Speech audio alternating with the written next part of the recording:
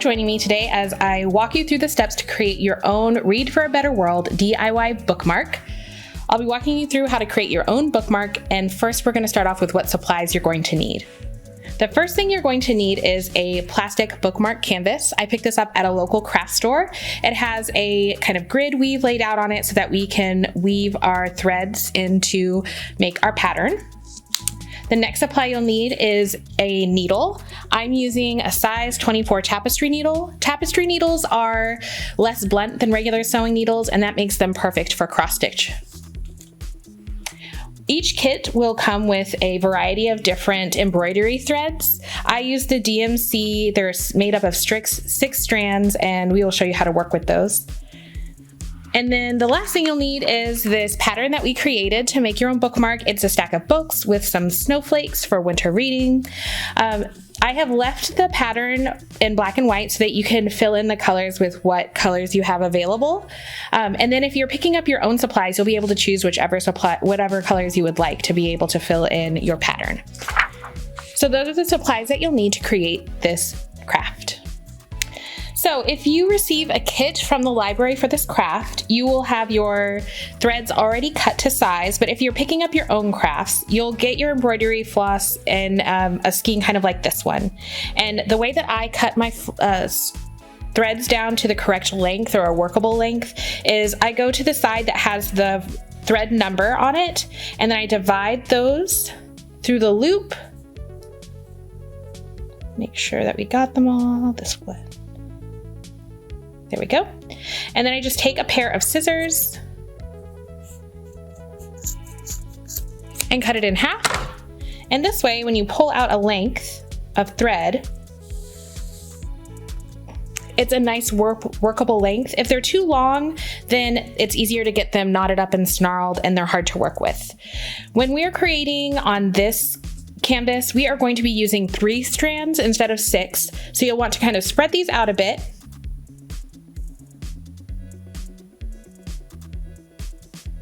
And you're gonna wanna separate. So here's 3 strands and 3 strands, and we'll just pull those apart. There we go, and set that one aside because we will use it. And then we have this strand.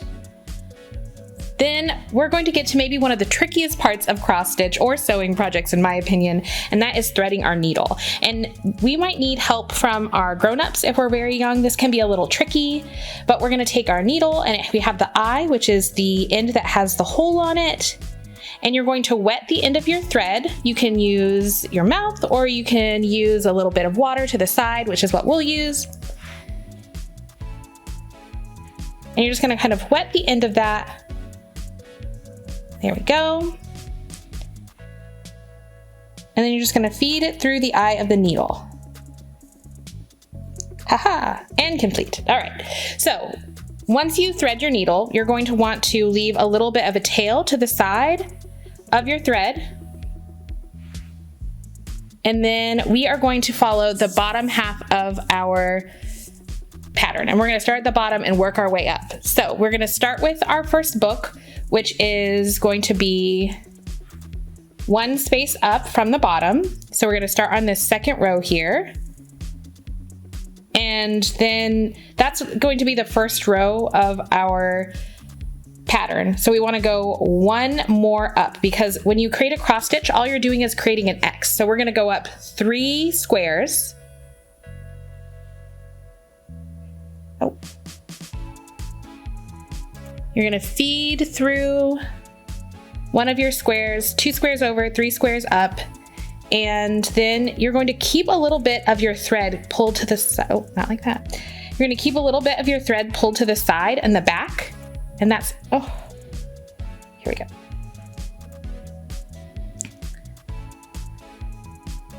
Here we go.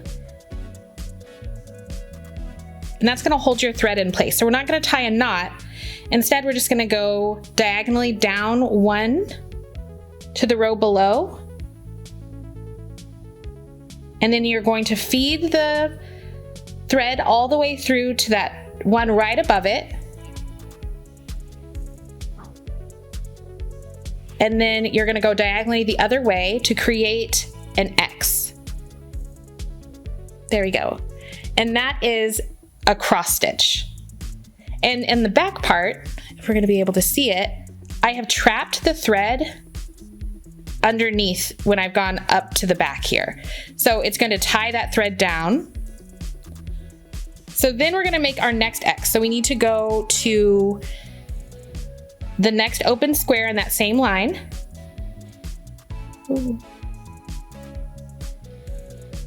We're going to feed back through the upper X here and go diagonal again. And then I like to do a running stitch. It makes it a little easier. So instead of creating our X right now, and what we're going to do instead is go above and keep going diagonal. So you're making a slash mark. Here we go. Very fuzzy, hang on. There we go. So if you see, we've just made a slash, and instead of completing our X, we're gonna go ahead and just make another slash, like this. Still trapping our thread behind. And we're gonna continue that for 1, 2, 3, 4, 5, 6, 7 X's.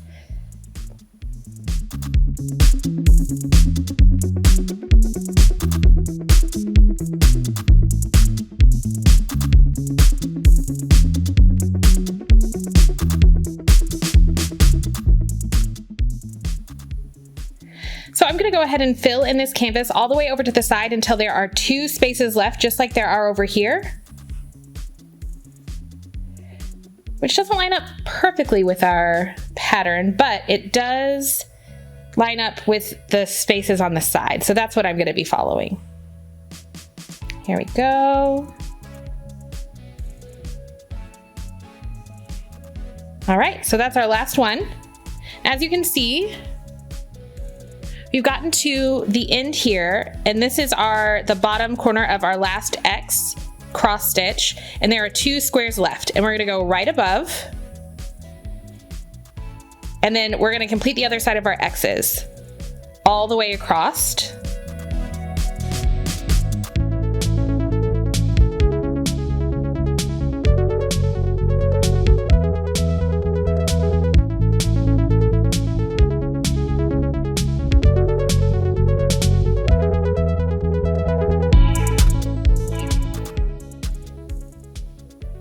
Okay, now that we've completed that row, we're going to start on our next row. So we are going to go to the 2 spaces above, and we're going to do a running stitch for 1 X mark. So here's 1.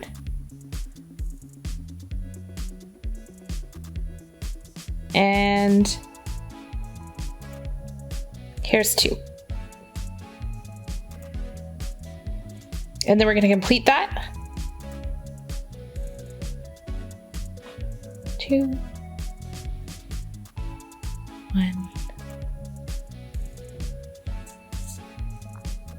And then we're going to go up 1 more row, so 2 more,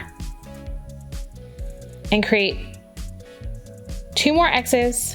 And then I think we'll be at the end of our thread, so we'll be able to show you how to kind of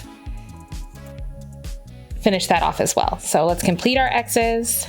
There's 1 X.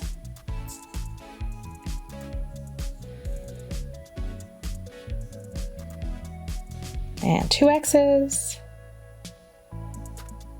Now we don't have a lot of thread left, so I trapped the other thread in that we started with underneath this, and then I'm going to feed this through that same way. That way we're not having to tie any knots, we're just trapping the thread with other thread. So you just take your needle and you go through like this. And then once you've gone underneath several of your stitches, you're just going to pull this along. There we go. And then we will snip the end of this.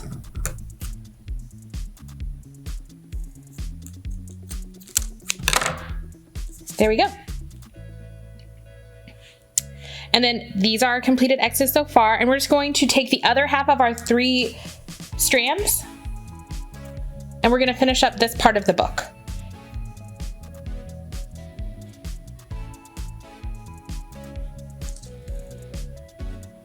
So you'll have to rethread your needle. And then you're just going to start again 2 squares up.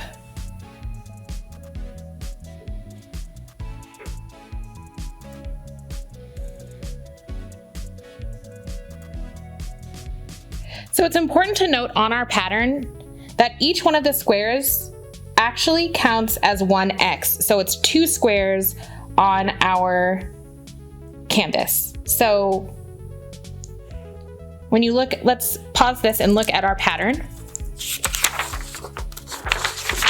This is an X mark right here, and then that one right above it is an X mark. So if you look at our pattern on our canvas, we actually only did 1 of the squares on each one of these. But because of the way that we've structured our books, we'll still be able to complete this one, and you can just add an extra one to the top. The great thing about a lot of these cross-stitch patterns, especially for beginners, is that they're very forgiving. So if you make an error, you don't have to unstitch all of these. You can just continue creating how you would like. So there's a lot of room for mistakes that you can just turn into completed works, which is really nice. And it's a great pattern for beginners, and it's very forgiving. So go ahead and you're going to complete your books, and then we will work on our snowflakes. As you can see, I finished filling in all of my pages. The pages are usually pretty quick and easy because you don't have to do any counting. You're just filling in the spaces. And as you can see in the back, I went ahead and leapt over the sides to conserve my yarn, so I wasn't having to feed so much through at the bottom to be able to make my white yarn stretch farther. So now we're going to start work on our snowflakes. So we have to look at our pattern.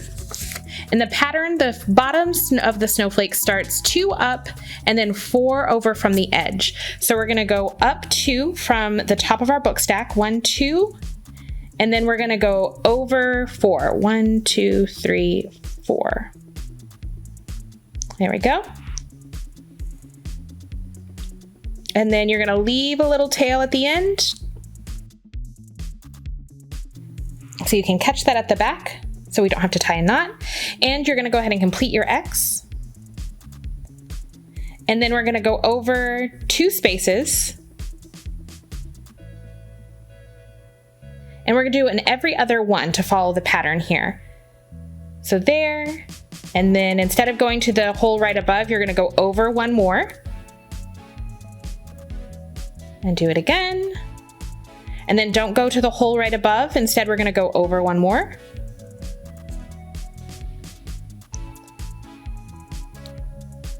And then we're going to go back through and complete our X's. So our slash mark, and then go over 1. There we go. Oops.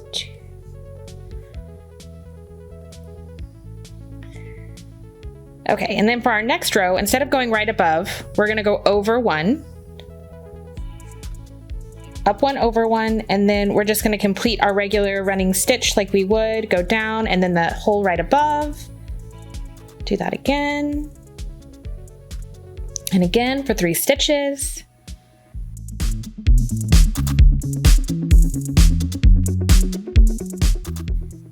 And finish that row up.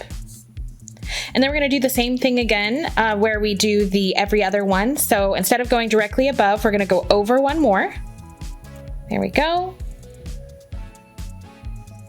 And then go over 1. And go over 1.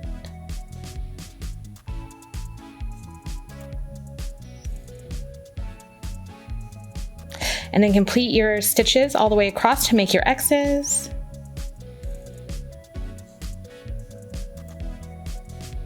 And then we have 1 more stitch to complete this snowflake, and that is at the very top. In the middle, we're going to go ahead and go over and just make 1 X.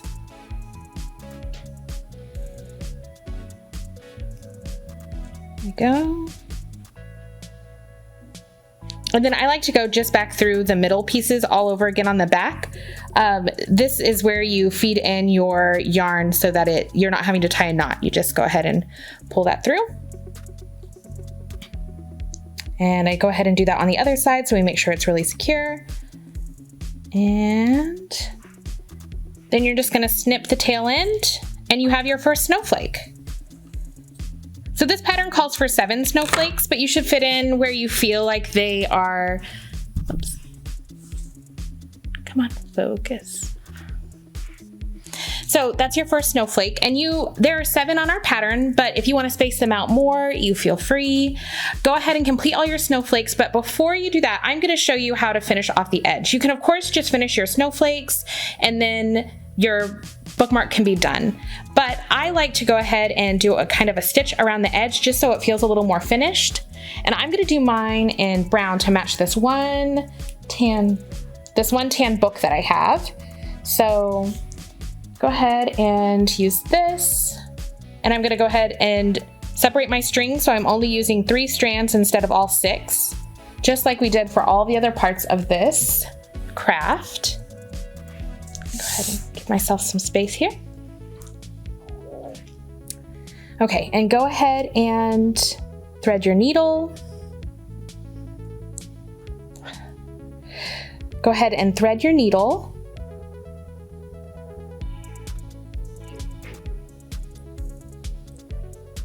Go, 1, 2, 3.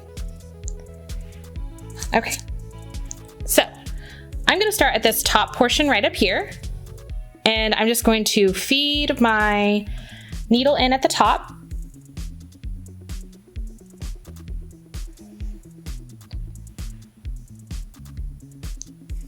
There we go, and make sure that you're holding a little bit of the tail at the bottom, and then I'm just going to go around the edge. But I'm going to go back up into the same hole again. Oops. And I pulled this over to the side, and I'm just going to go back through another time here and make sure that the thread stays at that top line there. And then to kind of complete a triangle, I'm going to go through one more time. So that's 3 stitches on 1, just for this corner piece.